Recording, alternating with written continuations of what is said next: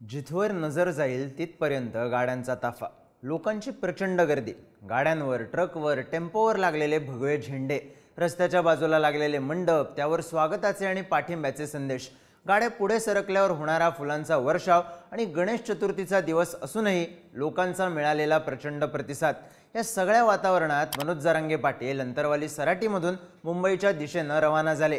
बुधवारी सकाळपासून त्यांचे वेगवेगळ्या ठिकाणी जंगी हार घालून स्वागत होत होतं, फुलं उधळली जात होती। अगदी रात्री उशिरा सुद्धा त्यांच्या स्वागतासाठी मराठा बांधवांनी प्रचंड गर्दी केली होती। जरांगे पाटील यांनी मुंबईत जाऊन आझाद मैदानावर आंदोलन करणार अशी केलेली घोषणा, त्यानंतर उच्च न्यायालयाकडून आंदोलनासाठी नाकारण्यात आलेली परवानगी, विधानसभा निवडणुकांवेळी मनोज जरांगे पाटील यांनी घेतलेल्या भूमिकेमुळे त्यांच्यावर झालेली टीका, मराठा समाजात नाराजी असल्याची चर्चा, या सगळ्यानंतर मनोज जरांगे पाटील यांच्या ऐन गणेशोत्सवात होणाऱ्या आंदोलनाला कसा प्रतिसाद मिळणार याची चर्चा होती। पण आंदोलनाच्या पहिल्याच दिवशी लाखोंच्या गर्दीत मनोज जरांगे पाटील शिवनेरीवर दाखल झाले। पण जरांगे पाटील संपले अशा चर्चा असताना त्यांनी कमबॅक कसं केलं, मागच्या 4 महिन्यात ही कमबॅकची स्क्रिप्ट कशी लिहिली, सगळी स्टोरी जाणून घेऊयात या व्हिडिओमधून। नमस्कार, मी चिन्मय आणि तुम्ही पाहताय बोलभिडू। सगळ्यात आधी थोडक्यात जाणून घेऊयात जरांगे पाटील संपले अशा चर्चा का सुरू झाल्या होत्या। तर लोकसभा निवडणुकांमध्ये जरांगेंच्या आंदोलनाचा इफेक्ट सगळ्या महाराष्ट्रात दिसून आला। भाजपसह महायुतीला याचा फटका बसला। भाजपच्या तर फक्त 9 जागा लोकसभेला महाराष्ट्रात निवडून आल्या। साहजिकच विधानसभेत जरांगे इफेक्टची प्रचंड चर्चा होती। तेव्हा जरांगे पाटलांनी मराठा बांधवांना उमेदवारी अर्ज भरण्याचं आवाहन केलं। त्यानंतर कुठे निवडून आणायचं आणि कुठे पाडायचं याबद्दल भूमिका घेणार असल्याचंही सांगितलं। त्यानंतर या जागांची घोषणा केली, पण एका रात्रीत निर्णय बदलत त्यांनी निवडणूक लढवण्याच्या निर्णयापासून माघार घेतली। त्यात विधानसभेत भाजपसह महायुतीनं एक हाती बहुमत मिळवलं आणि जरांगे पाटील इफेक्ट संपल्याची चर्चा सुरू झाली। त्यानंतर मराठा समाजात, विशेषतः निवडणूक लढवायला इच्छुक असलेल्या मराठा बांधवांमध्ये जरांगे पाटील इफेक्ट संपल्याची चर्चा सुरू झाली होती। त्यांना इथून पुढे आधीसारखा पाठिंबा मिळेल का याबद्दलच्या चर्चाही सुरू झाल्या। Cut to 27 August 2025। Jalna, Nanded, Dharashiv, Chhatrapati Sambhajinagar, Beed, परभणीमधून मनोज जरांगे पाटील यांच्या आंदोलनाला प्रचंड पाठिंबा मिळाला। मुंबईच्या दिशेने निघालेल्या जरांगे पाटील यांच्या समर्थनार्थ तुडुंब गर्दी झाली।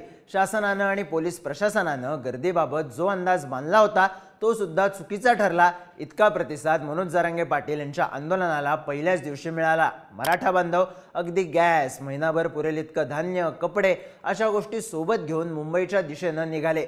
जरांगे पाटील यांच्या नुसत्या स्वागतालाच जवळपास 40,000 बांधव एकत्र जमा झाले होते। अहिल्यानगरमध्ये साधारण रात्रीच्या वेळेस मनोज जरांगे पाटील पोहोचले तेव्हा आंदोलकांचा अक्षरशः जनसागर उसळला होता। सणासुदीचे दिवस, गणपती बसण्याचा दिवस असूनही आंदोलकांची प्रचंड मोठी गर्दी जमवत मनोज जरांगे पाटील यांनी कमबॅकची झलक दाखवून दिली। सुरुवातीला त्यांच्या आंदोलनाला परवानगी नाकारलेल्या सरकारने सुद्धा जरांगे पाटलांना आझाद मैदानावर एक दिवस आंदोलन करण्याची परवानगी दिली। मंत्रिमंडळ उपसमितीची गुरुवारी बैठक होणार असल्याची आणि जरांगे पाटलांसोबत चर्चा करण्याची जबाबदारी राधाकृष्ण विखे पाटील आणि उदय सामंत या 2 मंत्र्यांवर देण्यात आल्याची बातमी सुद्धा आली। साहजिकच आंदोलनाच्या पहिल्याच दिवशी जरांगे पाटलांनी आपली ताकद दाखवून दिली। पण मनोज जरांगे पाटील यांचं हे कमबॅक काही एका रात्रीत झालं नाही। त्याच्यासाठी त्यांनी मागच्या 4 ते 5 महिन्यात लावलेली फिल्डिंग कारणीभूत ठरली। विधानसभा निवडणुका पार पडल्यानंतर राज्यात भाजपच्या नेतृत्वातलं महायुतीचं सरकार आल्यानंतरही मनोज जरांगे पाटील आपल्या मागण्यांवर ठाम राहिले। त्यांनी सरसकट मराठ्यांना कुणबी सर्टिफिकेट मिळावं ही आपली मागणी कायम ठेवली। सोबतच सगळे सोयरेच्या अध्यादेशाची अंमलबजावणी करण्यात यावी, हैदराबाद, बॉम्बे आणि सातारा गॅझेटियर लागू करण्यात यावं या मागणीवर सुद्धा ते ठाम राहिले। स्वतंत्र अधिवेशनात SCBC मधून शिक्षण आणि नोकरीत मराठा बांधवांना 10% आरक्षण मिळालं असलं तरी मराठ्यांचा कुणबीत समावेश करावा, मराठा समाजाला ओबीसीतून आरक्षण मिळावं ही जरांगे पाटलांची सुरुवातीपासूनची मागणी कायम राहिली। ही मागणी मान्य झाल्याशिवाय माघार घेणार नाही ही त्यांची भूमिकाही कायम राहिली आणि जरांगे पाटील यांनी आपण तडजोड करत नाही हा मेसेज मराठा समाजापर्यंत व्यवस्थित पोहोचवला। पुढचा मुद्दा म्हणजे जरांगे पाटील यांनी लोकांशी कायम ठेवलेला संपर्क। मागच्या 4 महिन्यात मनोज जरांगे पाटील यांनी कुठलंही मोठं आंदोलन केलं नसलं तरी ते लोकांशी मात्र कनेक्टेड राहिले। त्यांनी मुंबईमध्ये आंदोलन करणार असल्याची घोषणा केली आणि त्यानंतर ठिकठिकाणी चावडी बैठका घेतल्या। अंतरवाली सराटीमध्ये सुद्धा त्यांनी नियोजनाच्या बैठका घेतल्या।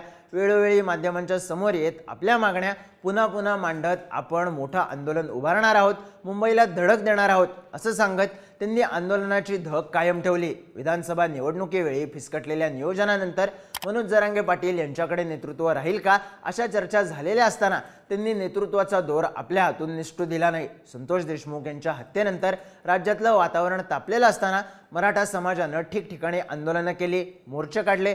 त्यात सुद्धा मनोज जरांगे पाटील यांनी उपस्थिती लावत भाषण केलं, आंदोलनाचं आणि मोर्चांचं नेतृत्व केलं। त्यामुळे एका बाजूला सुरेश धस मराठा नेतृत्व म्हणून पुढे येत असले तरी आरक्षणाच्या आंदोलनाचं आणि मराठा समाजाचा जनाधार असलेलं नेतृत्व म्हणून मनोज जरांगे पाटील यांचा चेहरा कायम राहिला। ते काहीसे सायलेंट राहिले असले तरी मीडिया ट्रॅक्शनमधून आणि लोकांशी थेट कनेक्ट असण्यापासून ते कधीच लांब झाले नाहीत। लोकांच्या कार्यक्रमांमध्ये सहभागी होणं, सातत्यानं बैठका घेणं आणि आपल्या मागण्या लावून धरणं या माध्यमातून त्यांनी लोकांशी असलेला कनेक्ट जपला। महादेव मुंडे यांच्या कुटुंबाला भेट देऊन जरांगे पाटलांनी आपली भूमिका कोणत्याही जातीच्या विरोधात नसल्याचा मेसेजही दिला आणि हातातून नेतृत्व निसटू दिलं नाही। पण जरांगे पाटलांना कमबॅक करण्यासाठी सगळ्यात महत्त्वाचा मुद्दा ठरला तो म्हणजे मराठा समाजाचा त्यांच्यावर असलेला आणि त्यांनी मिळवलेला विश्वास। सरकारनेच दिलेल्या माहितीनुसार आत्तापर्यंत 58 लाख मराठा बांधवांच्या कुणबी नोंदी मिळाल्या आहेत। साहजिकच एवढ्या मोठ्या प्रमाणात नोंदी मिळणं हे मनोज जरांगे पाटील यांच्या भूमिकेमुळे शक्य झालं असल्याचा विश्वास मराठा बांधवांमध्ये आहे। जर सरसकट मराठ्यांना कुणबी सर्टिफिकेट मिळवायचं असेल तर ते मनोज जरांगे पाटील यांच्याच माध्यमातून शक्य होऊ शकतं।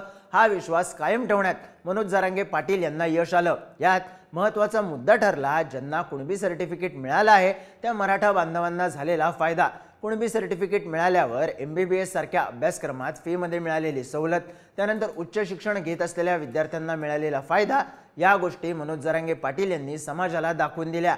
कुणबी प्रमाणपत्र मिळाल्याचा थेट फायदा काय होऊ शकतो ही गोष्ट जरांगे पाटील यांनी लोकांसमोर सिद्ध केली। साहजिकच हा फायदा बघता कुणबी प्रमाणपत्राचं महत्त्व आणि सोबतच कुणबी प्रमाणपत्र मिळू शकतं हा विश्वास, या दोन्ही पातळ्यांवर मराठा समाजामध्ये विश्वास वाढला आणि सरसकट मराठ्यांना कुणबी सर्टिफिकेट मिळावं ही मागणी करणाऱ्या मनोज जरांगे पाटील यांच्या आंदोलनाला मराठा बांधवांनी प्रचंड मोठा प्रतिसाद दिला। त्यात आगामी स्थानिक स्वराज्य संस्थांच्या निवडणुकीत OBC आरक्षण लागू असल्यानं विधानसभेवेळी नाराज झालेले नेते सुद्धा जरांगे पाटलांसोबत पुन्हा जोडले गेले। याला अर्थातच कारणीभूत ठरलं मनोज जरांगे पाटलांनी कुणबी सर्टिफिकेट मिळाल्याचा कसा फायदा होतो हे सप्रमाण सिद्ध करणं आणि यातून त्यांनी मिळवलेला लोकांचा विश्वास। आता मनोज जरांगे पाटील शिवनेरीवरून मुंबईच्या दिशेनं निघतील। त्यांच्या मार्गात आणखी मराठा बांधव त्यांच्याशी जोडले जातील। अर्थात मुंबईत पोहोचेपर्यंत मोर्चामधली गर्दी प्रचंड वाढेल आणि सोबतच जरांगे पाटलांच्या कमबॅकची चर्चाही। पण आता सरकार आंदोलनाला दिलेल्या एका दिवसाच्या परवानगीबद्दल काय भूमिका घेणार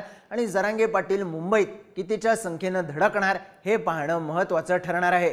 जरांगे पाटलांच्या या आंदोलनाबद्दल तुम्हाला काय वाटतं? तुमची मतं आणि प्रतिक्रिया कमेंट बॉक्समध्ये नक्की सांगा आणि माहितीपूर्ण व्हिडिओज पाहण्यासाठी बोलबिडूच्या YouTube चॅनलला सबस्क्राईब करायला विसरू नका।